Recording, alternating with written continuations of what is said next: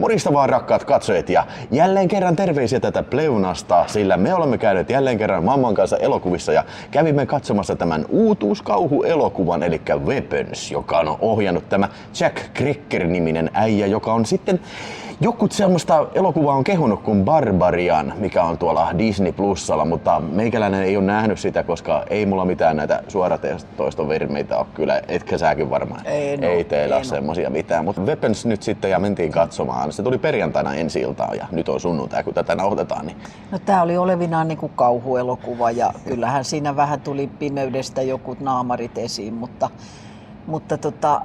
joo, ja joku kirkkukissia kauheasti ja oli yksi kohta, missä mä säpsähdin. Joo, kyllä mutta se ei.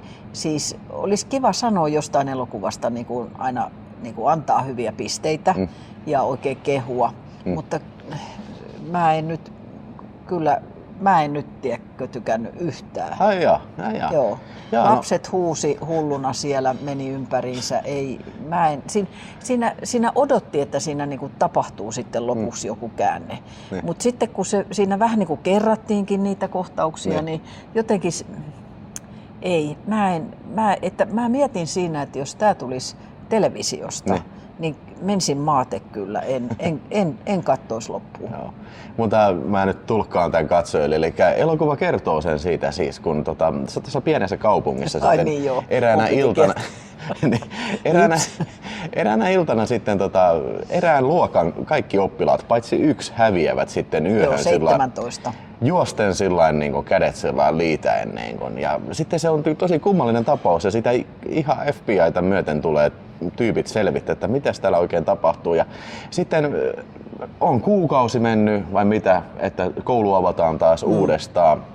Ja sitten siellä on niin erilaisia ihmiskohtaloita sitten tässä, aletaan niitä seuraamaan, että meillä on tämä opettaja, tämä Juliette, jota näytteli tämä, mikä sä oot nähnyt siinä Anna-elokuvassa. Niin, Inviting Anna. Joo, ja oli kyllä kovatasoinen näyttelijä siinä ja tässäkin onnistuu, en mä sitä sano. Joo, ihan hyvä. Julian, eli tää on vähän tämmönen vähän niin kuin Pulp Fiction tyyliin, vähän Reservoir Dogs tyyliin tehty, että tää niin kuin hyppii ajassa, tää niin kuin palaa samoihin tapahtumiin, mikä on mun mielestä ihan hauska ratkaisu tällainen kauhuelokuvassa.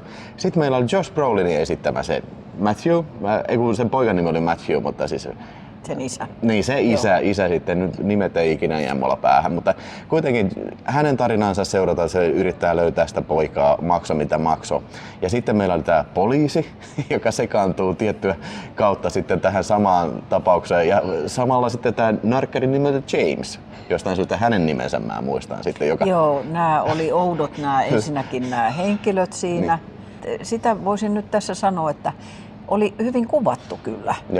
Joo, oli tosi hyviä kuvakulmia. Se oikeastaan niin kuin pelasti tästä nyt, että jos pisteitäkin pitäisi antaa, niin ykkönen sitten tulisi niistä.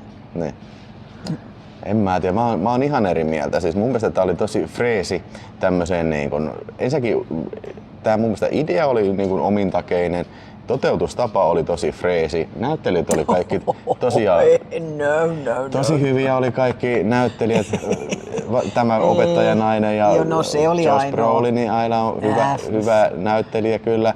Ja myöskin tää oli mun mielestä tässä oli ihan tehokkaasti rakennettu näitä jumpscareja, mistä mä en yleensä tykkää.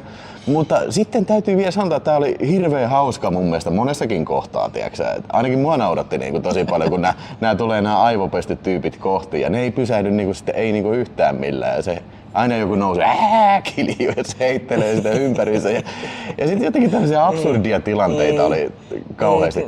Ei, tässä ei ollut kyllä siis.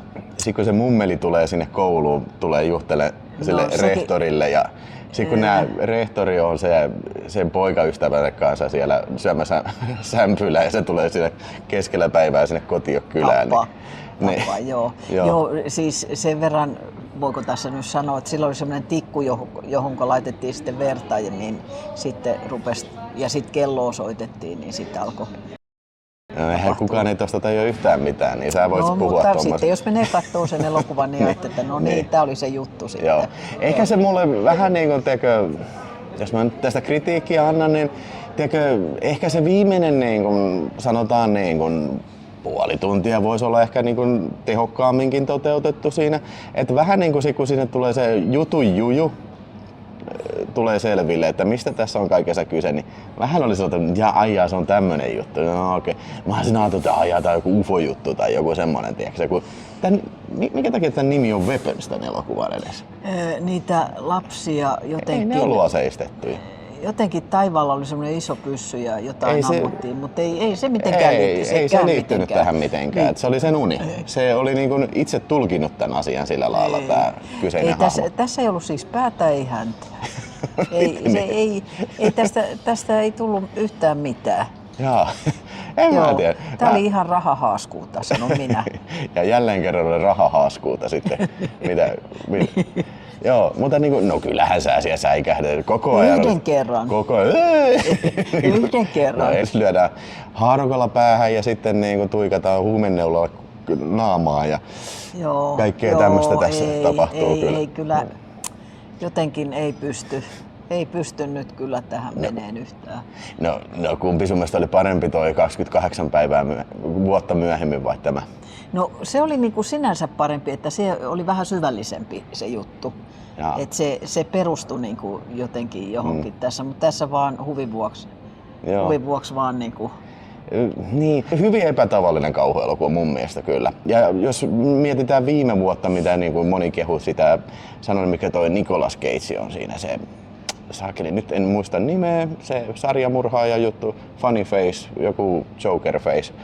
No mä kirjoitan sen tohon kuvaan alle sitten. Niin jos miettii sitä, niin kyllä tää oli mun mielestä paljon parempi. Ja siis ainakin niin se mua viihdytti tosi paljon enemmän. Joskin mä olisin ehkä voinut toivoa siihen, että pientä vähän, niin kuin, vähän ehkä tiivistystä ja vähän ehkä joitain juttuja olisi voinut kyllä jättää siihen ei, pois. Mikään ei pelastanut tätä. Mikään ei sun mielestä pelastanut. Eikö sun mielestä mikään ollut tässä hyvä? No ei ollut. Ei ollut. No mikä oli huonointa? No kun siinä katsoja niin kuin odotti oikeasti, että siinä tapahtuu joku juttu. Kyllähän se aika paljon tapahtuu. No eipä siinä kuule, kun tikku katkaistiin, niin kello soi, niin ei. En mä tykännyt. Joo, no toi ei olisi kyllä ehkä semmoinen asia, mikä mulle ekana tulisi mieleen kyllä, mutta kyllä mä ainakin suosittelen tätä kyllä ja mä antaisin arvosanaksi, sä annoit ykkösen. Joo, ykkönen. 1/5. Niin, 1 miinus. Joo, ei mä oon ihan eri mieltä. Mä kyllä tosiaankin voin suositella tätä ja niin mä annan 4 tähteä kuule ja mun mielestä kesän, ainakin jos kauhuelokuvista puhutaan, niin kyllä mun mielestä kesän paras. No eikö kauhuelokuvissa pitäisi olla niinku kauhuissa on vähän niinku koko aika, mutta tässä oli vaan, että no joo, kylppärin ovi menee rikki, äiti pistää päänsä. Noin, just noin. Niin. Joo. Okei, mutta tämä on mun mielipide ja kaikilla saa olla oma mielipide. Ja hei, nyt katsoja, kerro sinä oma mielipiteesi ja aiotko sinä mennä katsomaan vai kävit jo peräti katsomassa Weaponsia nyt elokuvateattereissa? Meitä kiinnostaa ja kiitos, että katsoit ja palataan seuraavassa videossa taas uusiin aiheisiin sitten. Moro!